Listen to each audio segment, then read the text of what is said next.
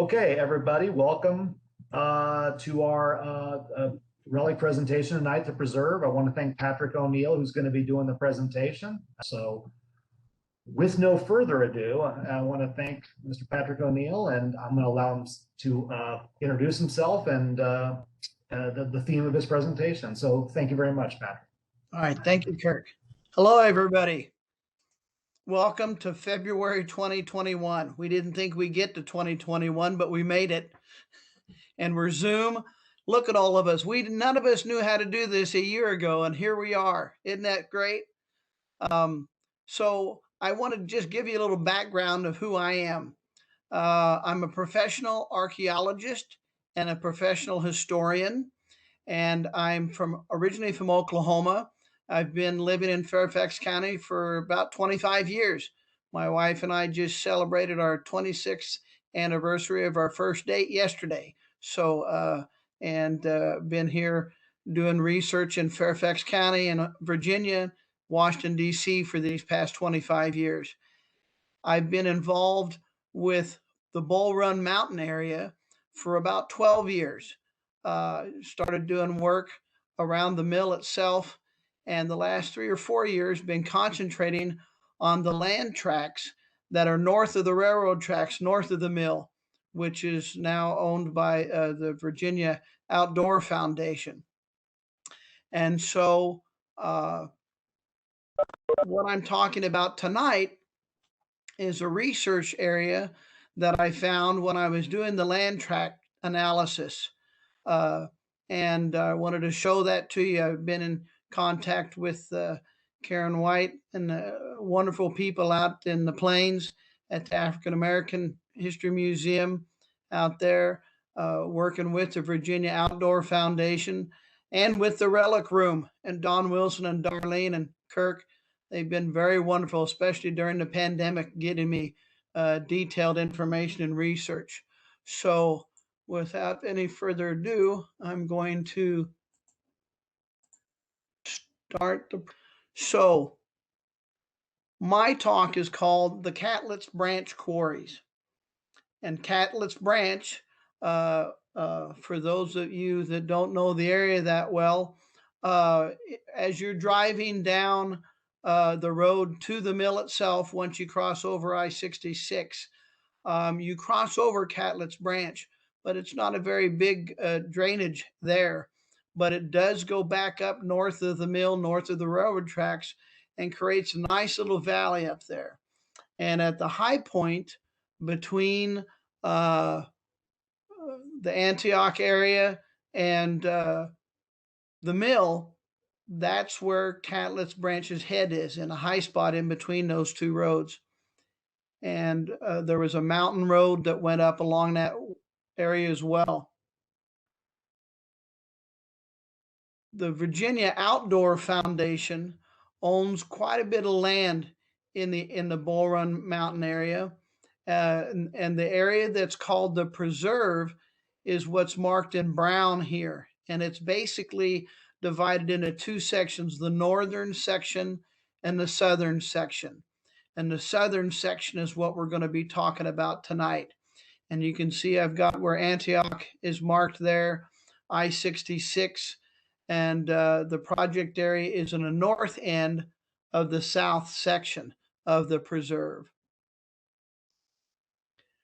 And in that area, you can see most of that's in brown is in the project area. But the vast majority of that south section is land that used to belong to the Chapman family. And they were the ones that built the big mill that's out there now. And this project area takes place somewhat on the Chapman land, but more in a neighboring property. And we'll talk about that in just a minute. There are several land patents that were issued in the mid to late 1700s in the Bull Run Mountain area. And if you can see my cursor here on the left side in the middle on that purple track, if you can see where my cursor is going back, that mountain is the mountain that's called Mother Leathercoat Mountain. And Mother Leathercoat Mountain was a very big landmark When you're coming in from the west, that's the one that you look up on the hill mountainside and you can see the bare rock. That's where those cliffs are. When you're going by on 66 and you look over and see that image of the Virgin Mary, or now I guess it's made to look like Our Lady of Guadalupe, but that's also the very edge of Mother Leathercoat. And the mill itself is next to the next mountain range or mountain, which is this one I'm pointing to now. It's not actually next to Mother Leathercoat. But these land patents, some of them are very easily to follow through the deed records for the last 250 years, others not so much. If you can see this area directly in the middle that's green, and my cursor is going around it now, I have it labeled missing patent land. There's never been a patent found for that area there. And so it took me about 6 months to finally figure out who owned that.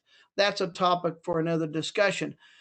But my point is up in the mountains there, where it's very hard to survey, the land was very ambiguous, the borders. You owned a property, you knew where the edge of your property was, your neighbor knew where the edge of the property was, but legal descriptions for that line may not exist or may not existed for the first 100 years or more.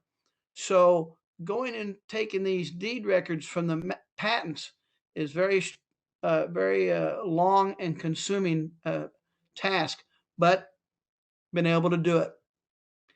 Those patents then basically became part of three, and that's of this project area that I'm talking about today.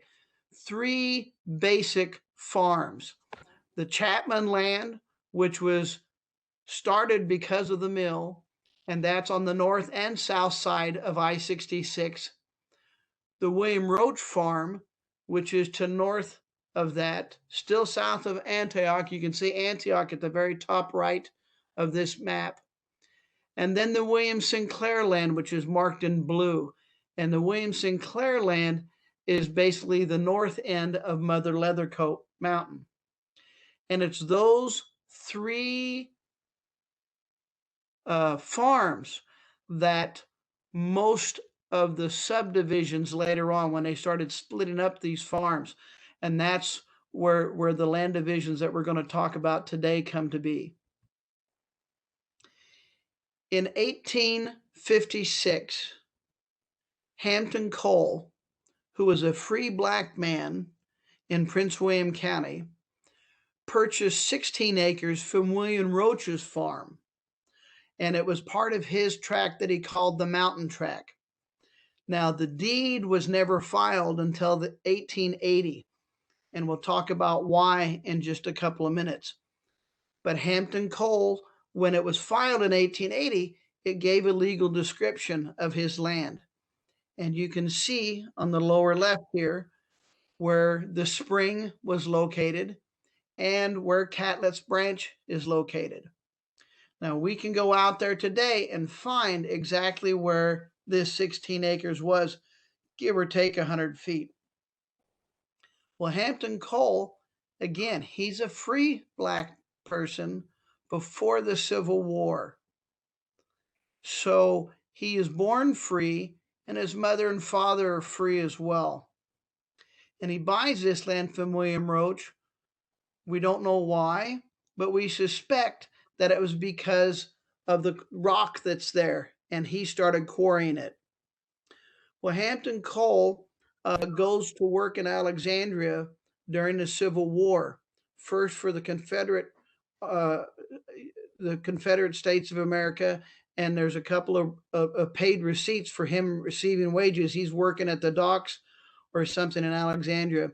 And then when the Union Army comes in, then he starts working in Alexandria for the federal government in Alexandria. So he comes home after the war, and he goes back out to his 16 acres up on the mountain. And there's a neighbor that's squatting on his land, and Hampton Cole had built a house. And so this guy doesn't want Hampton Cole to stick around. He says, if you come back out here, I'm going to kill you. And so he goes and reports it to the provost marshal. They have martial law in the area at the time, right after the war. And but Hampton Cole does go back out on his 16 acres. The other guy leaves. But he ultimately loses his land because he never finishes paying it off. And that 16 acres lays in limbo. So in 1858, right after he purchases the property from William Roach dies. And so the rest of the mountain track is sold off, but it doesn't actually get sold for another 10 years after the Civil War, because the war comes and disrupts this sale. So when the land is finally sold, there's another lawsuit for some of William Roach's land down by the Occoquan and closer to Quantico. And in order to resolve that court case, the mountain track comes into play because of Hampton Cole's land. Now, on the left is the original patent that formed the mountain track, and on the right is an 1870s drawing of what that mountain track looked like. And when you take a closer look to that mountain track, the very bottom of the right image is enlarged in the upper left, and there's a square that's taken out for Hampton Cole. So it shows that Hampton Cole bought that land, or at least had ownership of that land. But during the court case, they found out he had never paid it off. So the courts gave Hampton Cole several opportunities to be able to come and pay the rest of the money. I think it was $180 he still owed on it, but he never does. We don't know the reasoning, but anyway, that 16 acres goes back to the person who bought the mountain track, and that was A.D. Smith. So A.D. Smith acquires that 16 acres back into his mountain part of the mountain track. Now, we know that Hampton Cole is out there for some time on that 16 acres between 1856 and probably around 1870. What we don't know is how did he change the landscape. We know that he had a house out there because the provost marshal said that he had a house. We also assume that he's doing some rock quarrying out there. And there are lots of rock quarries out on that property. And I'm showing you pictures of them. Now, some of these might be the ones that Hampton Cole did. Some of them might be done by later owners. And there's also a stone foundation out there of a house. We don't know that that's Hampton Cole's house, but it very well could be. You can see a window here in that spot. And there's a spring head that has some stone slabs over it where the water can form under the water out for use, probably for the house. And there's some stone fences out there. Now we're going to talk about the later ownership of that land later. So going back to the owner of the mountain track, A.D. Smith. A.D. Smith then becomes a key player in the development of these tracks.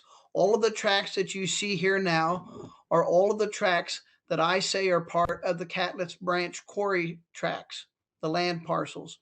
Each one of these that are drawn on there were purchased for quarrying the rock. We're going to go over them one by one. All of them except the upper left, Elizabeth Thomas Hall's track. All the rest of them come out of the mountain track from A.D. Smith. And out of all those tracks, only one, the one marked with red, was sold to Carolyn Payne. That's the only one that was not sold to an African American out of A.D. Smith's track. Don't know what that means, but that's just one of the statistics that's come out of that.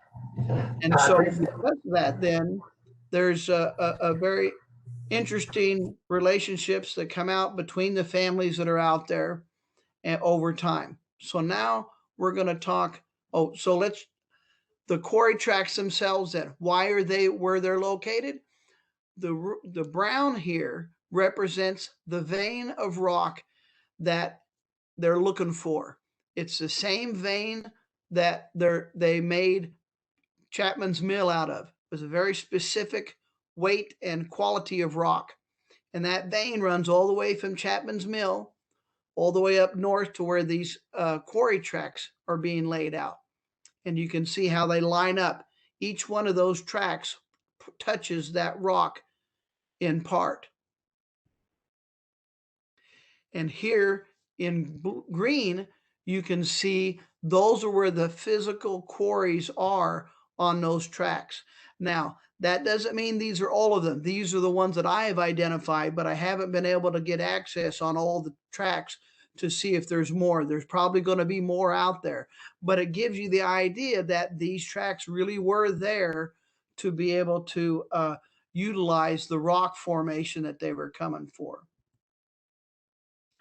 So Hampton Coals, the first one that purchases a track, divides it out of the mountain track, and his is marked in green at the bottom.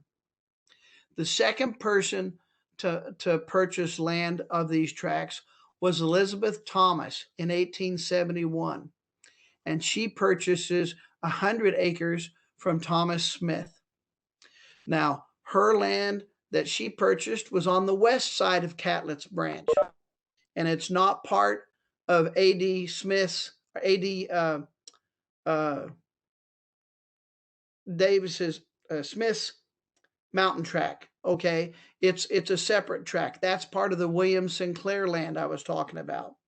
Now, Elizabeth Thomas at the time is married and has kids with Spencer Hall. Spencer Hall shown at the bottom, Elizabeth is at the top. Betsy is what she went by, if I understand correctly. Well, what I don't understand is maybe there's a different relationship in there, but Elizabeth Thomas is purchasing that land using her earlier name. I don't know if Thomas is her maiden name or if Thomas is her, maybe she was married before, don't know. But regardless, in 1871, an African American woman is purchasing land. And that's pretty amazing because in Virginia, women were not supposed to own land until just after the beginning of the Civil War. Now, so Elizabeth Hall, she's married already to Spencer Hall, and they live out on that property. And you can see here, there's 2 quarries at least on the east side of their track, on the west side of Catlett's branch. There's also a house complex and a cemetery in the circle that I've drawn. And the very lower right, where the star is, there was a stone chimney right down very close to the creek. What I don't know is what time period the stone chimney is from. It could very well be that that was built when Spencer and Elizabeth Hall first got the track. It could be earlier. It could be later. Don't know.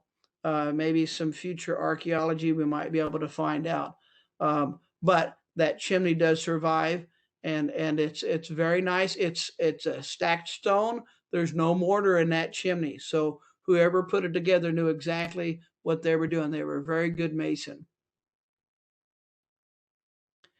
Now, the second person to buy a tract on the north end was Elizabeth's son, Eli Hall. He purchases a tract from the mountain track, from A.D. Smith's mountain track in 1883. He also ends up buying his mother's tract on the other side of the road. And Eli Hall has several children as well.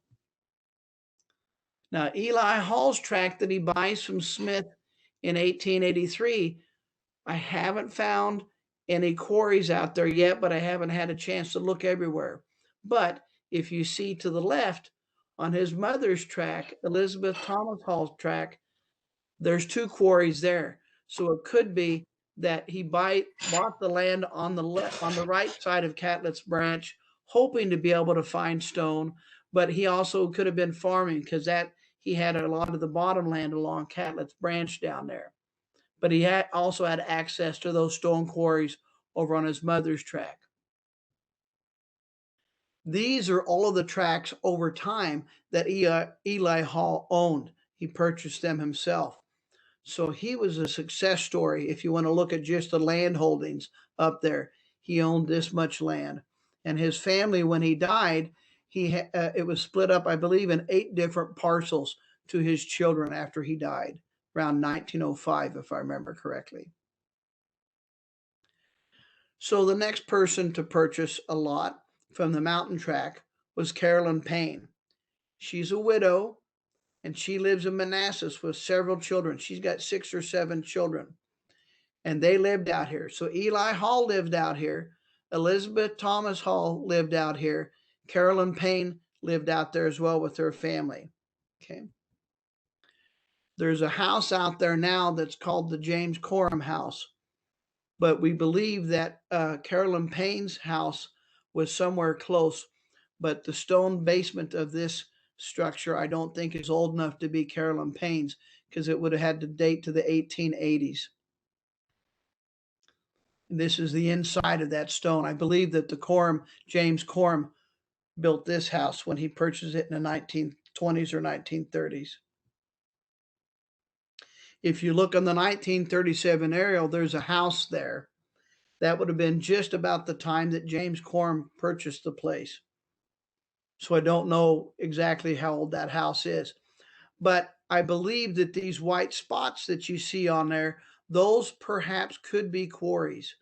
They're not that large, but if they're just looking for a certain amount of stone, they might be all they needed. They would have definitely been in line, but I have not been able to find these spots out there.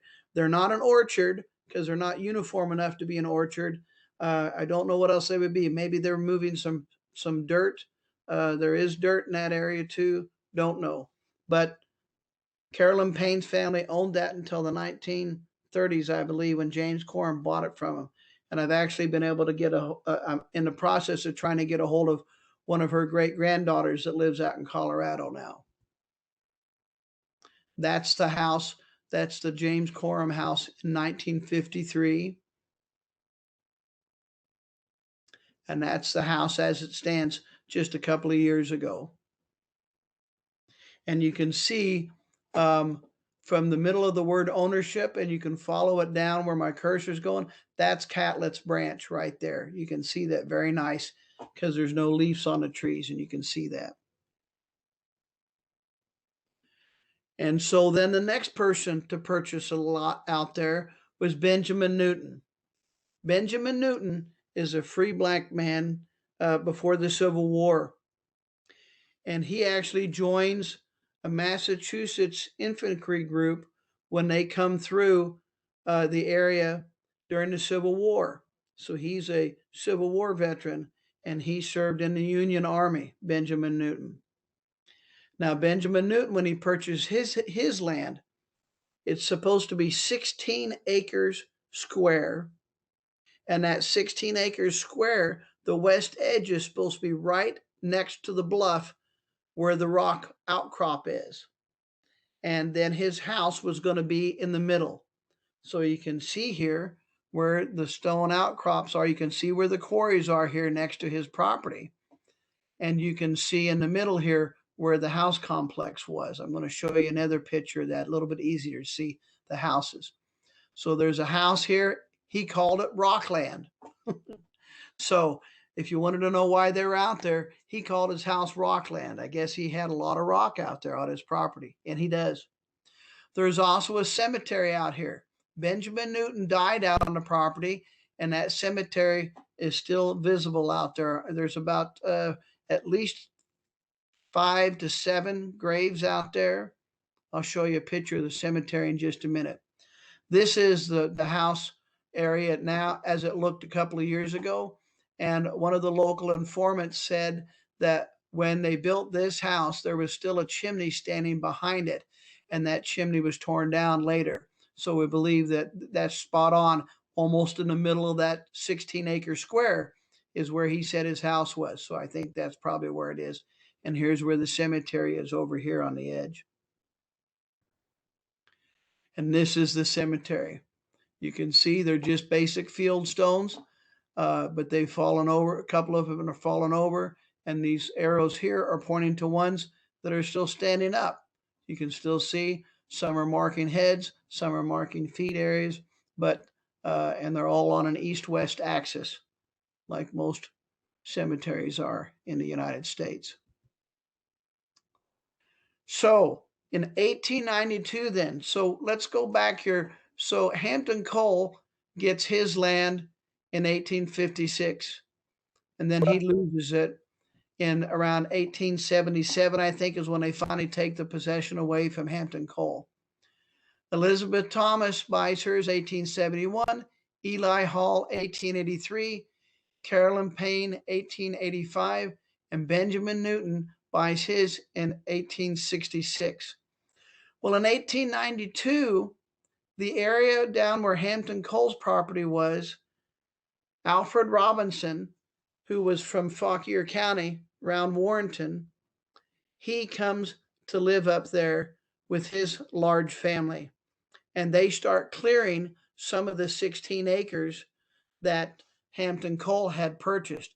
When it went back to A.D. Smith's mountain track, it was just absorbed up. But then Alfred Robinson comes out there. He doesn't purchase it, but he's clearing it. There's not even any indication where he rented it, but the land, he did this with A.D. Smith's permission, because he commented about it that A.D. Smith was, or Alfred Robinson was out there clearing part of that 16 acres. And this is generally what we believe, the part that was cleared by Alfred Robinson. This is in a 1937 photograph, okay? So Alfred Robinson and his family lived out there. They may have lived in the old Hampton Cole house. We don't know that yet. And then he's out there for quite some time, and he and his wife pass away. And then we're gonna come back to this story about the Robinson family in just a little bit. So he clears that land starting around 1892. Now, on 1904, George Davis, Asa Ford, and Enoch Helm buy land. They buy these three tracts are deeded the same day in 1904. Okay, Enoch Helm, Asa Ford, and George Davis. And those three tracts all had, well, Asa Ford's and George Davis's had quarries on it, and I'll talk about Enoch Helm in just a second. So you can see the quarry on Asa Ford's. Asa Ford's tract, he didn't do much to it. This is all the size of the quarries that are there, just some divots on the surface, only a couple of feet deep. Don't know whether or not it was lack of good material to be quarried or lack of funding or his inability to be able to sell it, perhaps. I don't know. I know that he lost the land in a couple of years because of delinquent taxes. Asa Ford did. Now, George Davis, his land, don't know whether he had a quarry on it or not. There's a quarry over here that's very close to the George Davis land. George Davis's land is over here, but I don't know whether this quarry belonged to George Davis or someone else later. But George Davis only had that land for about a year and a half, 2 years before he sold it. He only had 2 acres there, and I think the majority of it was the slope going down to the flat area down by the creek there. There are some big stones sticking out on top of that knoll on George Davis's land. And on the right here, you can see part of a glass bottle. And that glass bottle, because it's purple, it turns purple because of the sun rays, the ultraviolet rays, and that predates World War I. But don't know whether that's part of George Davis's being out there. Probably not. That probably happened later. But still, I don't find any quarries out there on George Davis's land, unless the big one that's just outside his area, maybe that was his, I don't know. Enoch Helm's land. Now, there was a house out there, and we know that Enoch Helm died on his property. We haven't been able to find a grave yet. We're hoping that maybe we'll still be able to find it, but it'll be over on this west end here somewhere. But Enoch Helm's track, I haven't been able to have complete access on that area to see if there's any quarries, but I do know that later he bought part of the land. He bought 10 acres on the other side. You can see where my cursor is here. He bought 10 acres on the other side of Catlett's branch. Here, this is his original land here, and that's where his house was here, and this was land he bought later. So I don't know if there's rock over here. I know there's good farmland down there because that's on the floodplain for Catlett's branch. So still not sure about the quarries on Enoch Helm's land. Then we go back to Hampton Cole's property and Alfred Robinson's relationship. Now, Alfred Robinson never bought that land that he was clearing, and they lived on it for probably 20 years. And then in 1915, two of his sons, Moses and Decatur Robinson, purchased 4 acres there. And this is where their 4 acres is. Now, superimposed on this 1937 aerial photograph, you can see lots of things. And I'm going to show you a more detailed map, but you can see them. This rectangular area here was a field, and you can find fencing material that goes all the way around that today. There's a cemetery up here. There's a building here. There's a house or a building over here, and you can see the other lines of possible rock walls that they have there. And here's a more detailed map. This is the quarry I was talking about. I don't know whether that can be attributed to George Davis or whether or not that's something that Moses and Decatur Robinson worked out, or maybe somebody completely different that I haven't been able to identify. Here's a spring head, the house, another series of quarries here, rock walls over here, and here's that cemetery up on the top of the hill. Now, the way I found out who lived there was very interesting. So in talking with people at the Virginia Outdoor Foundation, came across the name of Ann Washington. And Ann Washington was supposed to be related to Moses Robinson. I was given her telephone number. I called her up on the phone.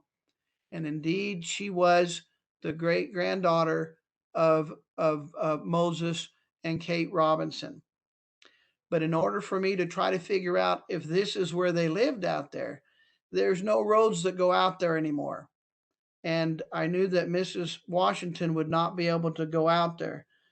So over the phone, I did a little exercise with her and trying to get her to figure out where we were.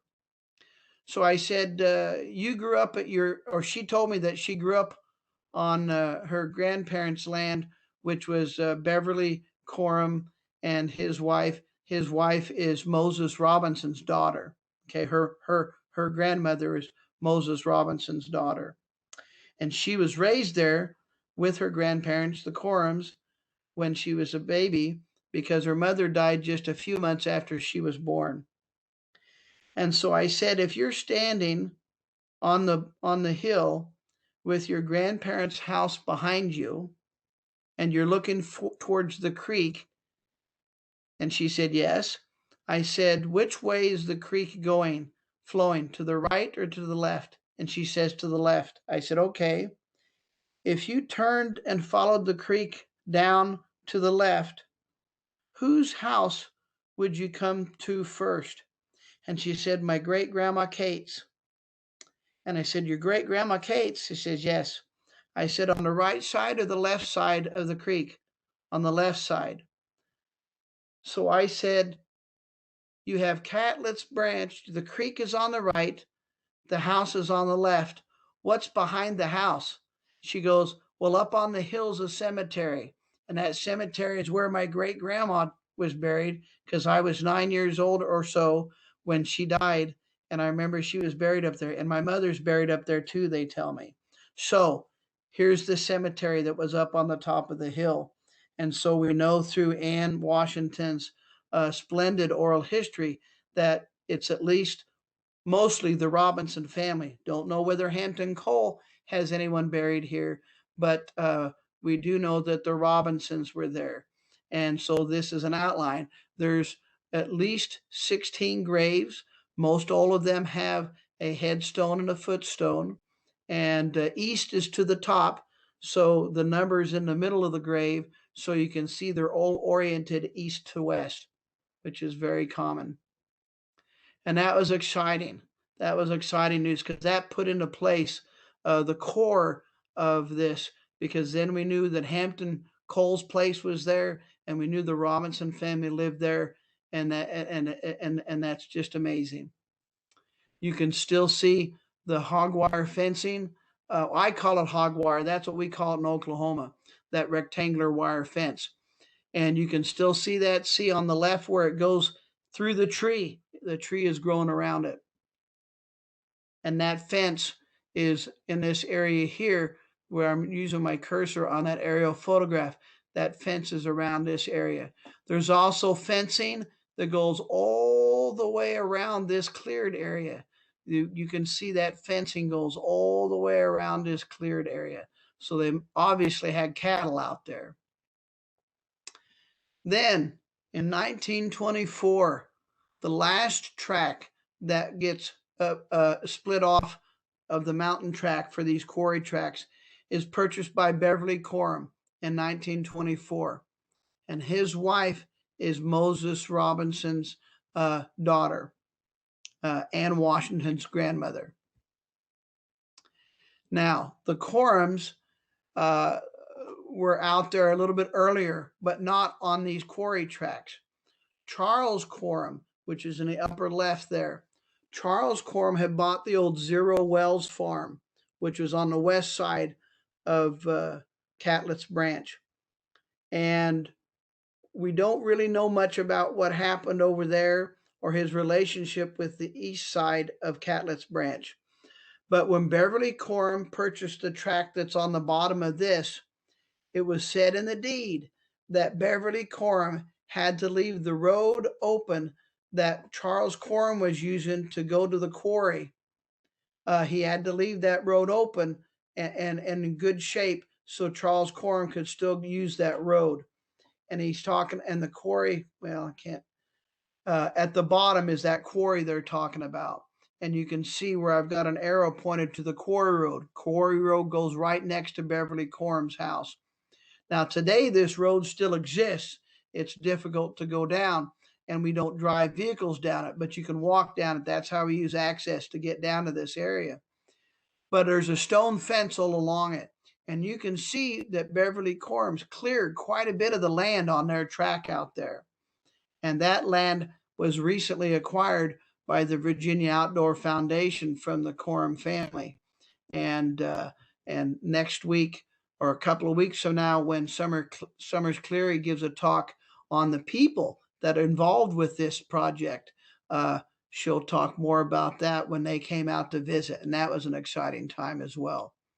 So you can see rock fences, stone fences. They're clearing this land, trying to farm a little bit of it. They're also working the quarries. And so as much rock as they can get out of the ground, they're stacking it up and making fences to get the rock out of the way, but also probably to keep cattle or animals in there, maybe some sheep, maybe they're trying to have in there as well. And you can see where the house is in the middle of the track. This is the same property in 1953. And now we superimpose those fence lines and the houses and stuff in the quarry on there. So the Corams owned 3 different properties up there. These are 3 different brothers, James, Beverly, and Charles, if I have it correct.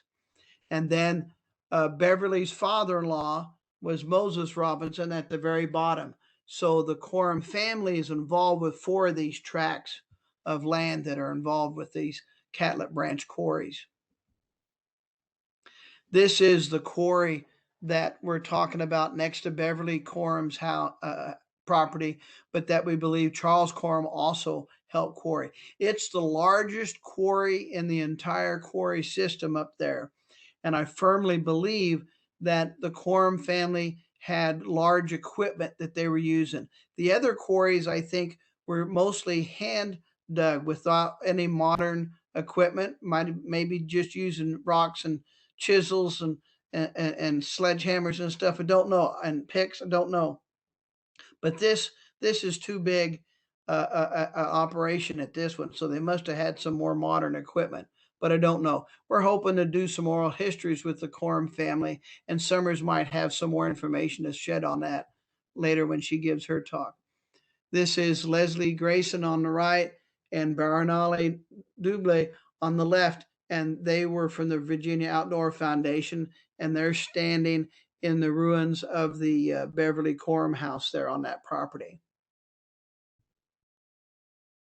This is another outbuilding foundation that's on the Quorum property. You can see this L-shaped foundation that's there. So to date, the ones in green are the parcels that we've discussed tonight that are actually owned by the Virginia Outdoor Foundation.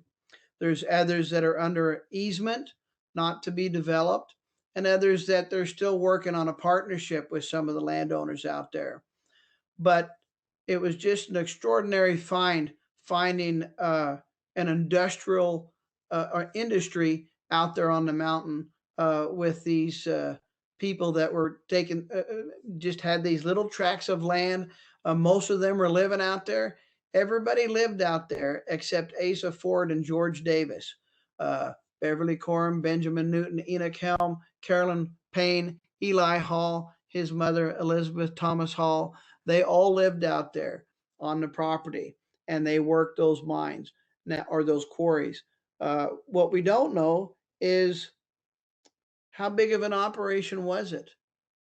What were they selling the rock for? To whom? And where? Karen White from the African American History Museum and the Plains saying, I wonder if we could figure out houses or buildings or structures that use that rock. Could we trace it to it? Don't know. It's an interesting possibility to that, but I don't know whether the rock varies much between this area and down by the mill. But it could be. There could be a subtle difference that you might be able to find out. Don't know if they're advertising in the Warrenton or Manassas papers. Are they doing it by word of mouth? Are they taking some of the stone down to the railroad by Chapman's Mill and sending it somewhere? Don't know. You know, it's going to be interesting to see if we can find out the answer to that. There's a lot of questions, but at least now we know who's involved, and we know the time periods and when they're purchasing these tracts, and we have the physical evidence of the quarries out there. This is not just somewhere where they're taking the stone and using it for their own buildings. It's going somewhere else, and it could have been simply just going down to the mill. They might have used some of it to build some of the buildings around the mill. Don't know. But that's my presentation, and then we can have some questions. I see here that Kelsey Burnett said, can you show those quarry pictures again? Well, I'll tell you what, Kelsey, I'm going to put my email address in here, okay? It's a little bit difficult on these presentations to be able to go backwards. So I'm going to, sorry. Hold on a minute. All right. It's a little bit hard to go backwards, but if you email me, then I will send you the pictures that you're talking about. I'll have no problem with that. Sorry, but did you have a question about the quarry pictures?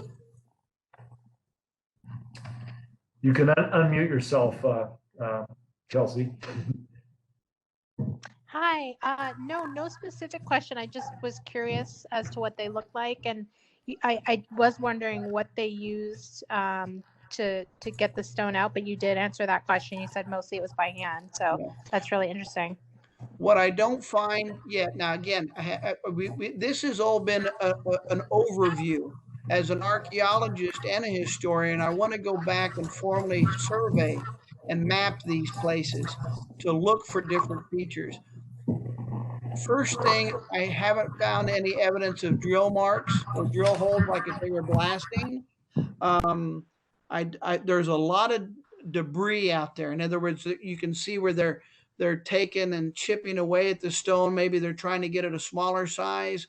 I don't know what to say, but there's a lot of debris out there in these areas. So they're working it somehow. There's roads leading away from these, so I know that they were taking it somewhere, just don't know where.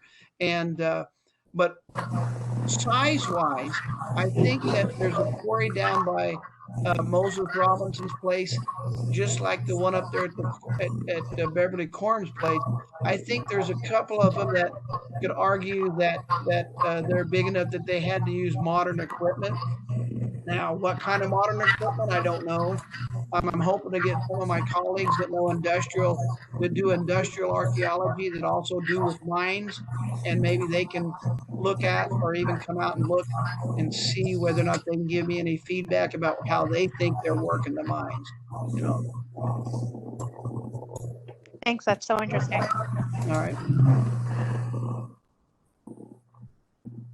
There was another question from I think you can see it as well, Patrick, but from Karen. Yeah, with Karen, after Hampton Cole lost his land, where did he go? So he lived in Manassas. He died around 1903.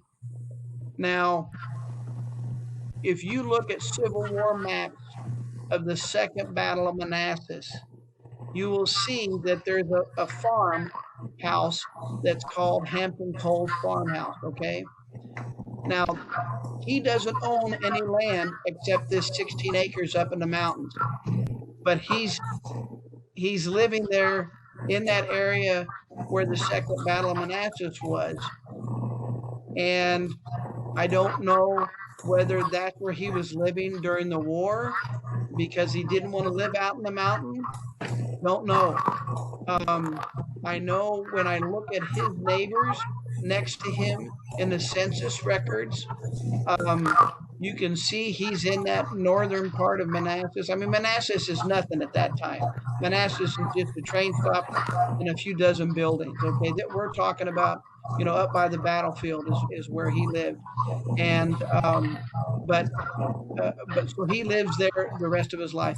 He's married 4 or 5 times, and I've actually been in touch with one of his descendants from, I think, his second marriage.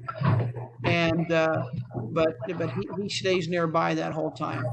Again, I don't know why he didn't go pay the rest of the money for the land. If he built a house, he obviously had invested something in it.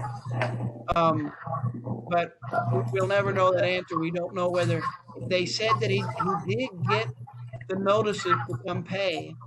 So it wasn't that they couldn't find him. They knew where he was and they went and gave him the notices to come pay. And that he knew if he didn't come pay, he was going to lose the land. He didn't come pay, probably didn't have enough money. I mean, you know, even though he was working during the war, that doesn't mean he was able to save anything. And, you know, that I think that they wanted all of it at once. They weren't going to give him a chance for a payment plan. So that was probably, you know, another one of those things where they're doing a wrong, trying to make it right, but they're making a wrong at the same time, taking the land from him. So that's speculation on my behalf, but it fits the model that usually happens at that time. Okay, thank you, Patrick.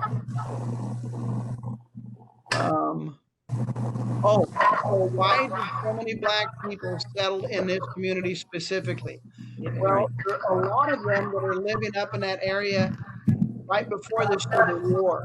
Okay, and there are a lot of free black families living up in that area. That's why not all of these, there's 3 or 4 of these people that were free before the Civil War, but others I can't find before the Civil War. So we presume that they're enslaved before the Civil War is over.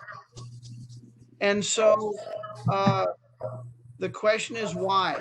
It could be simply because this land uh, was easily attainable for them because A.D. Smith said, hey, you want to come up here and buy 4 or 5 acres? That's fine. It won't break your bank, and I'll be able to use, because he wasn't able to utilize that land. He was a big landowner. He owned lots of land in that area. But I don't know necessarily that A.D. Smith was someone that was trying to help the black population, or were these people simply trying to stay together as family units? Um, I know that several people that go to that are involved with the African American History Museum out in the Plains are related. Karen White and a few others are related to a lot of these people that are in part of this particular community. So we're trying to work out, you know, um, how does this come together? And that's when Summer's just been talking a couple of weeks. She's going to have a lot more to add to that, who these families are, how they're interconnected, and maybe there's been some stories that she's been able to uncover to say, why did they come right there? Thank you. Mm-hmm. It was very interesting talk. All right, thank you. Okay, can you discuss, Joseph Roby says, can you discuss the lost deed you mentioned near the beginning of your presentation and how you worked around it? Okay, that was the land that I showed that was in green, and it was on what became the Chapman land. Well, in order to, so at the Relic Room, they have a database from called Deed Mapper. And Deed Mapper, they have developed a database with a lot of the original patents that are in Prince William County, and specifically in the Bull Run Mountain as well.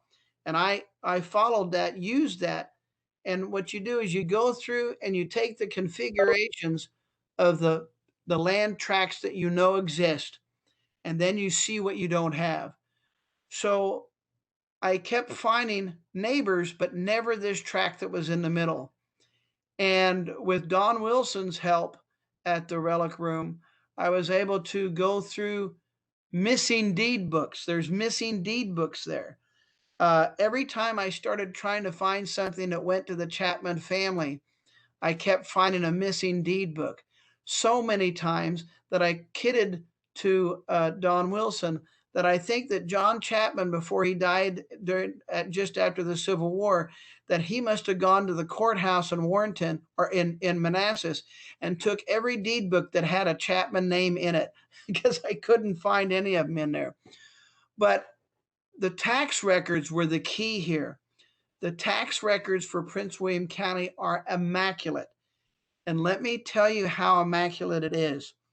Let's say that John Chapman owns land, and in 1802, he buys 50 acres from me, Patrick O'Neill. Well, next year in John Chapman's land, it will show 50 acres Patrick O'Neill or 50 acres O'Neill, and it will stay in there till John Chapman has that land or it goes to someone else.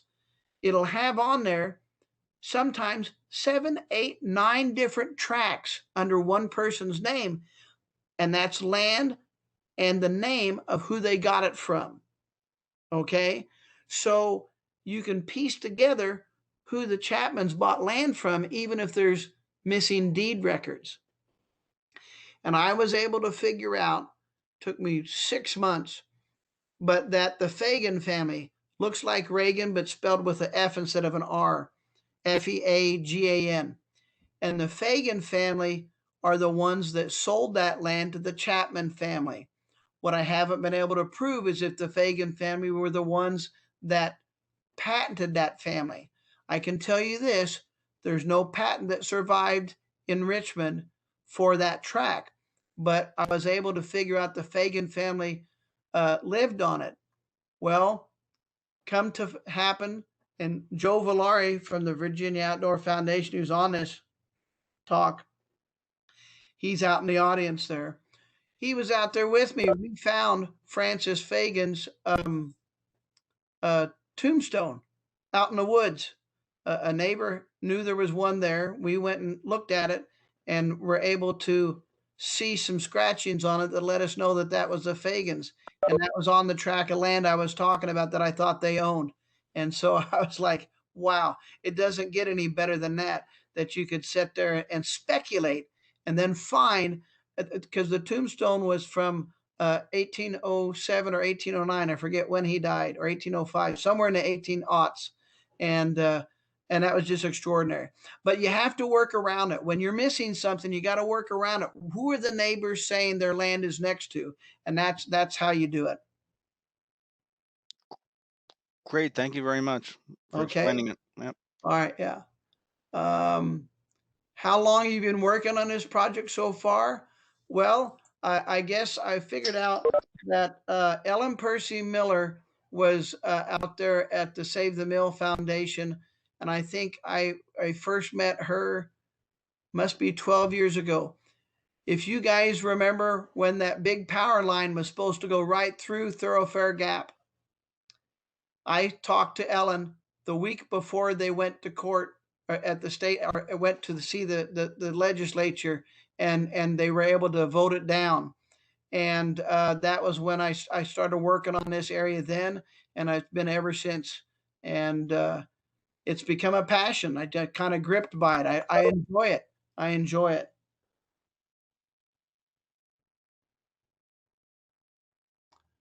Thanks, Patrick. Okay. Paul Wright, well, Kirk, you can, here's, where is the relic room, and is it accessible to everyone? You can answer that one. I'll answer that one. The relic room is, for 26 years, it was at the Bull Run Library off Ashton Avenue, up in closer to 66, but now it's been moved to the Central Library. It's at 8601 Mathis Avenue in Manassas.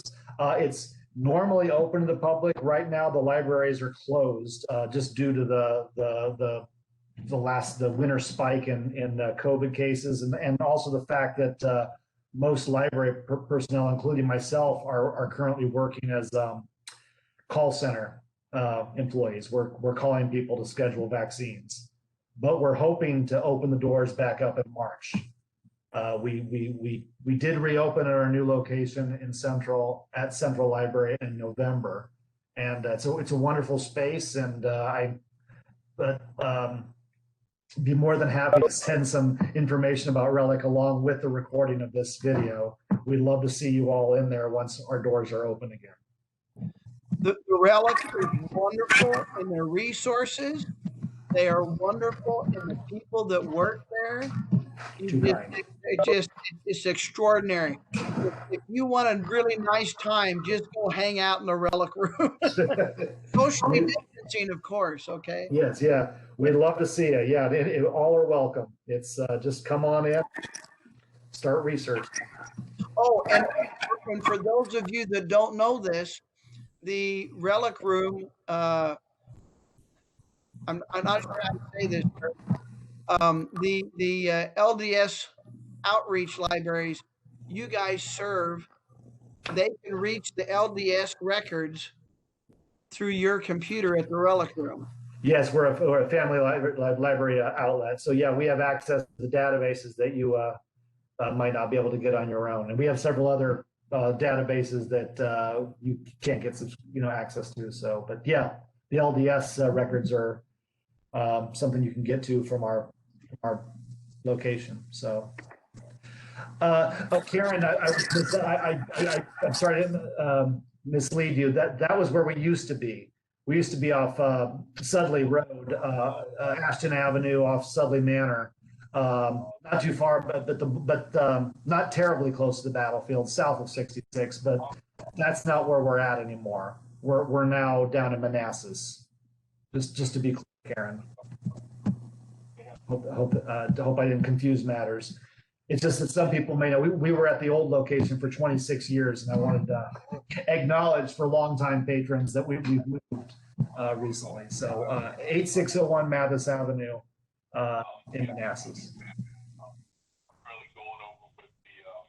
I don't see any other questions. Patrick, I can't thank you enough for this. This was really fascinating. Now, is Joe Valari still on there? I'm here. Okay. Well, I want to introduce Joe Valari to you. He's the one that's been working with. I've been working with him out the Virginia Outdoor Foundation. And Joe, what I'd like for you is to tell everybody a little about what is the preserve. You know, what is your mission out there? And because that tag teams with what I'm doing, I'm trying to give an understanding of the historic things that have happened out there at the preserve. But I want Joe to talk about what is the preserve. Yeah, that's right. Thank you, Patrick. Thank you for the wonderful talk. My name is Joe Valari. I'm the preserve manager for the Virginia Outdoors Foundation's Bull Run Mountains Natural Area Preserve. And Patrick was talking a lot about the property historically. Currently, it is a 2,500 acre natural area preserve that straddles Fauquier County and Prince William County. I see someone ask where this particular community is that Patrick's been talking about. So you all can visit us. We're open Friday, Saturday, and Sunday year round. So we're right there in Broad Run, right outside of Haymarket if you'd like to visit. We do have a website, bullrunmountains.org, that you can check out more information. We have social media, Instagram, @bullrunmountains. We actually just published our annual report, and it's available on our website. So if you'd like to learn about more of the full mission of everything that goes on, you're welcome to check that out. In that document, I use the term archaeological powerhouse for Patrick. I think that you all could agree that that's an apt description after this presentation. You know, this is just one small sliver of what Patrick's done here with us, and just one small sliver of everything Patrick's done in our entire region. So I'm very thankful for Patrick and Archaeological Society of Virginia and Karen White and the Afro-American Historical Association to make this all possible. And yeah, if there's any questions specifically about the preserve, I'd love to answer them, but I just invite you all to come visit us sometime. Check it out for yourselves.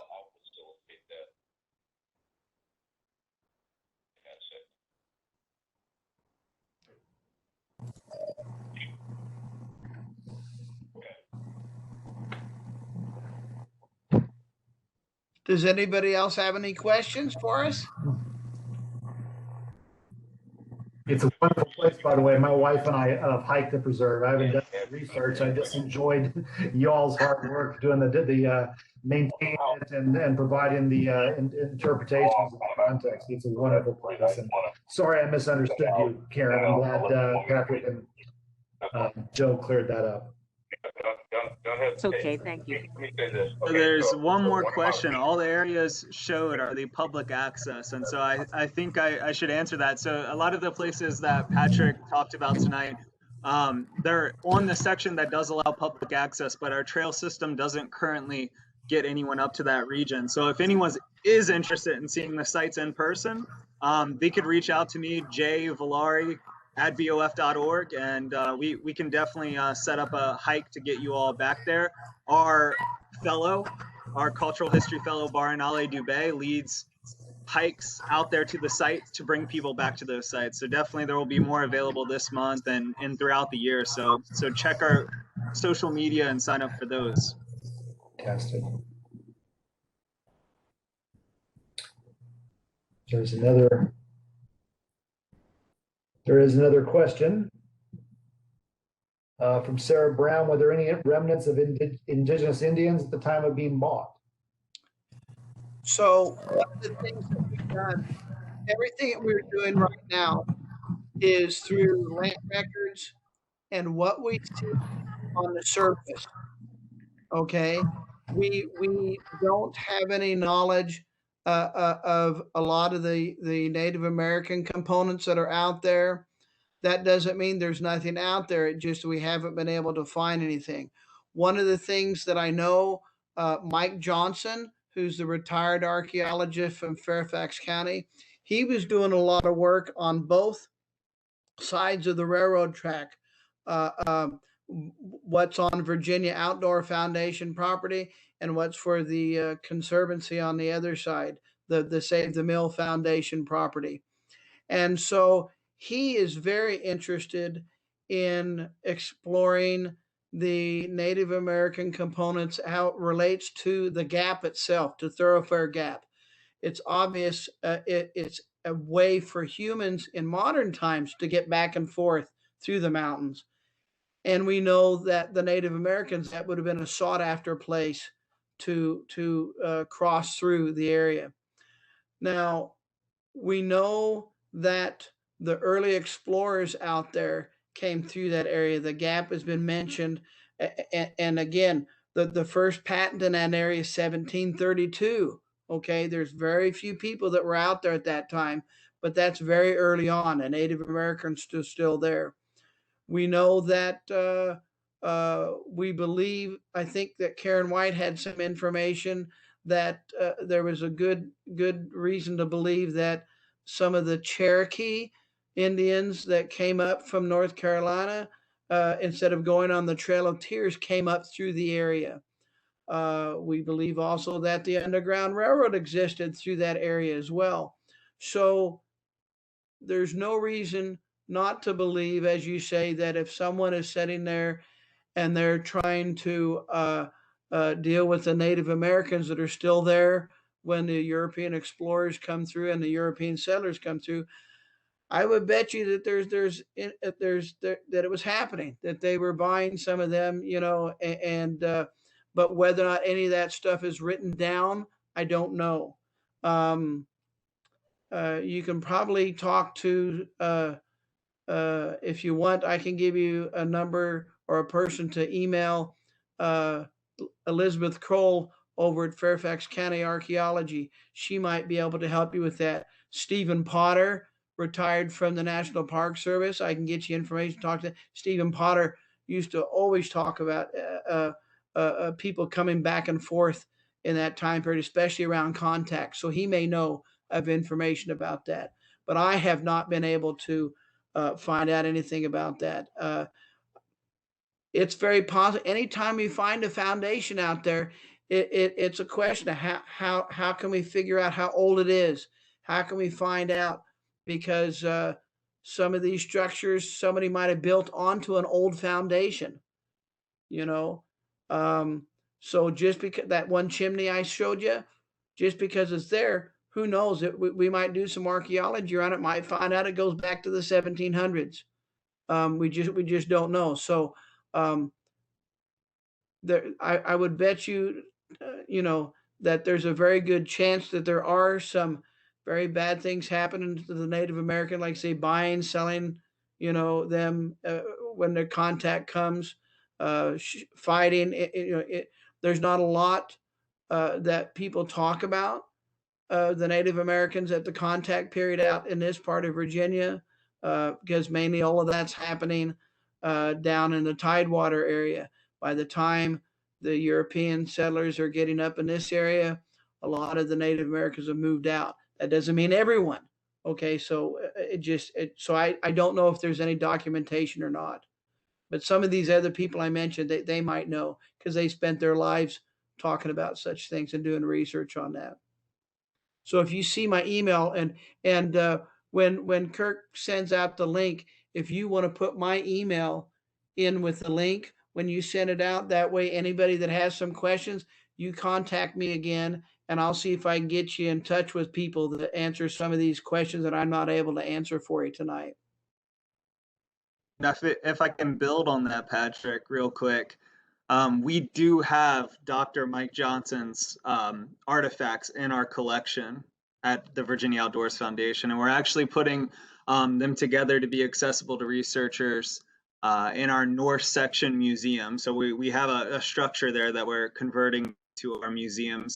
So I see a question that is hiking access also available in the northern track. And we do have a trail system there. It's not open to the public. It is open to educational groups and researchers. So if anyone would like to hike up in that northern section, please reach out to me. And Kirk, you can include my email as well. And so if anyone would like to reach out to me directly about anything, please feel free to do that. So a preserve is different from a park in a few different ways. One is we do have restricted access portions. So we like to think of the preserve as a living lab and an open air museum more than a kind of hiking trail system. So if anyone wants to see anything that Patrick talked about or anything else that the preserve has to offer, definitely send me an email. I'll get you out there. Thanks, Joe. This is Paul Wright. That was my question. I was just wondering, you just said that you're going to open up a museum in the northern section with the relics. When is that going to be open, and is that available to the public, or is that by appointment only?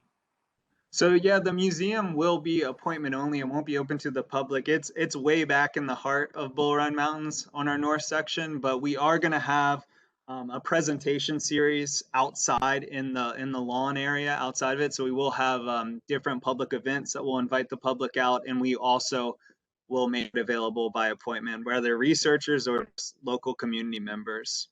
So yeah, definitely reach out if you're interested in that. Great, thank you. Yep. So Karen, you write about, are any books written on the Black communities in this mountain area? Well, I don't know necessarily that there are, but I know that Karen White over in the Plains at the Afro-American Museum up there, if anybody knows, she will know. And they may have manuscripts. I know they've got some oral histories. I know they've got lots of records, letters, pictures, things like that. As far as this particular group with these Catlett branch quarries, I can tell you no. But that does, I mean, as far as a group, as a community is concerned, but individual families have done their own family history. And that's what Summers Cleary is going to talk about in a couple of weeks.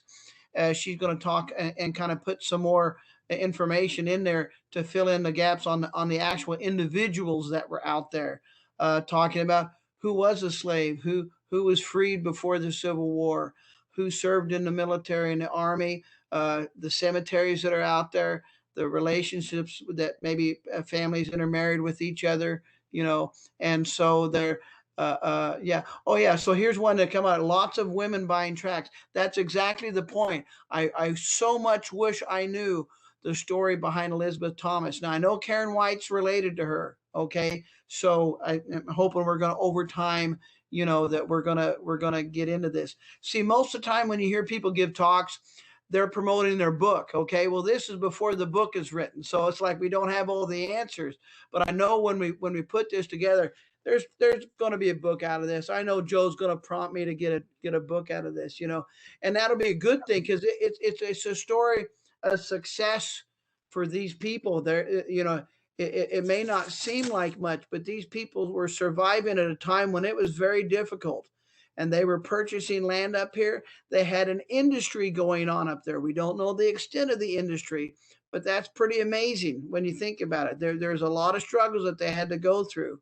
And you can see a lot of people trying to inhibit their progress, but they persevered and they kept going, you know, and for between 1856 and 1924, they're still purchasing tracts up there and trying to make a go of this community up there. And I know there's a lot more stories we haven't found yet. And that's why talking with Karen White and other people that are out there at the Afro-American Museum in the Plains, it just brings all this stuff to life, and that's extraordinary, and that's good. The timing couldn't be better for this last year with all the unrest that we've had in many different levels. This is, I feel it's just fantastic we're able to give a lot of this history back to the people that have forgotten about it.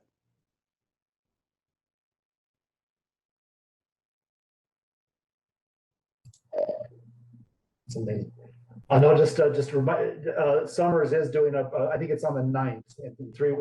I believe. Joe, is that correct? That's what I have down. I believe. Yeah, yeah. I mean, I'm the one who scheduled. I should know, but I'm at home. You're right in front of me. But yeah, it's on our website. You'll find registration for it as well. So. Yes, it is the 9th.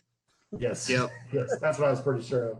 I left my calendar at home, but yes. Or I should say, I got that from Summers. So that's what she thinks it is. So if it's not, you better get a hold of her. No. Oh, I'm sure it's right. Yes. Yeah. Karen asked another question. No one was left in the area after 1924. Is that right? Did the area? No, that's just when the last tract was purchased. Okay, Purchased? it was carved out and became its own tract. But the Coram family lived out there. Joe, did you ever get a good? I think to the 60s, maybe. Yeah, so up until the 1960s, and I don't want to steal Summers or Baranale's thunder for their presentation on the 9th, but Anne Washington actually said that they didn't have electricity out there in the 1960s when she left the Bull Run Mountains. People were out there much later than 1924, and it was still a hard scrabble existence. Wow. Well, just to remind everybody, this we're going to unedit it without the preliminaries before Patrick started. A recording of this is going to be available on the library's website, and I'll be sending that out along with Patrick and Joe's emails. And anything else, Joe, you think of you want me to send along as well, but I'll be sending that out in a few days. Okay. Thank you so much. And let you say goodbye, or if you have any final words, but thank you so much. So Kurt, I'm also going to send you a copy of this. I know I told that to John before, I think, and I'll send the earlier ones. I've done 2 or 3 for the relic room. And if I haven't given you guys the actual PowerPoint presentation, I'll send that to you. That way, if anybody wants to use it, they have full access. You know. Oh, that's fantastic. That's okay, Joe? That's fine, yeah. Yeah. Very generous about you. We never say no. Stuff like that. All right. All right. Very good. All right. Okay. I think we're done then. I wish everybody. All right. I'm going to go ahead and end this meeting, and thank you all for coming. Thanks again, Patrick and Joe. Thanks. Yeah. Well, I see in the chat, thanks to those people that are giving good words of encouragement there. Thank you very much, everyone. It was my pleasure. Very interesting. Good night, everybody. Good night, everyone. Night, John Boy. We used to do that when we were go camping, my family and I. All right. Good night, everybody.